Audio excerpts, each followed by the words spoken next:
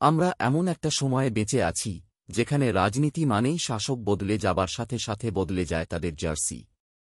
কোনটা যে মুখ আর কোনটা যে মুখোশ সেটা আর বোঝা যায় না।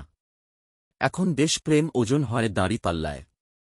দেশের প্রতিটি গণতান্ত্রিক মঞ্চ হয়ে যায় বিরোধী শূন্য। আর সেই মঞ্চে পুরস্কার গ্রহণ করতে হলে তা করতে হবে শিরদাঁড়া বেঁকিয়ে। দিনে দিনে ছাত্র সমাজেও একসময় ঘুণ ধরে যায়। ছাত্র সংগঠন মানেই তো এখন একটি রাজনৈতিক দলের বি টিম। তবু এমন একটা সময়ে আমাদের স্বাধীনতা, গণতন্ত্র আর বাকস্বাধীনতা রক্ষার স্বার্থে দেশ, জাতি আর সমাজের চেতনা ফিরিয়ে আনতে এগিয়ে আসতে হয় তরুণ আর ছাত্র সমাজকে। ক্ষমতাপিপাসুরা যতই রক্তচক্ষু দেখাক, তবু ঘটে যায় তিয়ানমেন স্কোয়ার, অকুপাই ওয়ালস্ট্রিট কিংবা হংকং অবরোধের মতো একের পর এক দুনিয়া কাঁপানো ছাত্র আন্দোলন। এদেশের ছাত্ররাও পিছিয়ে থাকেনি কখনো, এবারেও থাকে না। তাদের আপন অধিকার রক্ষায় নেতৃত্ব দিতে এগিয়ে আসে নিখিলেশের মতো মধ্যবিত্ত পরিবারের একটি মুখচোরা ও মৃদুভাষী যুবক ছাত্র।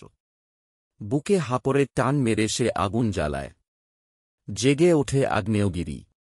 তার একমাত্র লক্ষ্য হয়ে ওঠে দেশের যুক্তিবাদী, সচেতন আর লড়াকু জনগণের টুকরো টুকরো অথচ ক্ষণস্থায়ী প্রতিবাদগুলোকে জড়ো করে একটা বিশ্বাসযোগ্য মঞ্চ তৈরি করে দেওয়া।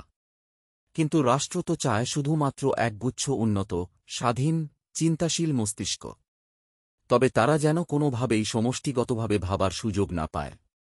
তাই একের পর এক বন্ধ হতে থাকে কলেজ আর ইউনিভার্সিটির ক্যান্টিনগুলো। ভিন্ন মত মানেই হয়ে ওঠে বিরোধিতা। বাক স্বাধীনতা বন্দী হয়ে যায় জেলকুঠুরির অন্ধকারে। কিন্তু স্বাধীনতার ইচ্ছেরা তো কখনো মরে না। স্বাধীনতা মানেই তো সে জলেরই মতো আকারবিহীন, গন্ধহীন আর বর্ণহীন। তাই ক্ষমতার মুঠো যতই শক্ত হোক, আঙুলের ফাঁক গলে সে ঠিক ছড়িয়ে পড়ে। তাই একসময় রাষ্ট্রীয় দমননীতির বিরুদ্ধে দেশের জনগণ নেমে আসে রাস্তায়। দখল হয়ে যায় একের পর এক রাস্তা। তখনই নিখিলেশের ভাবনার উৎসমুখ থেকে ছুটে আসা প্রতিটি শব্দ একটি ফুলকি হয়ে ঢুকে পড়ে মানুষের ঘুমন্ত চেতনায়। জ্বলে ওঠে একটি আগুনের মশাল।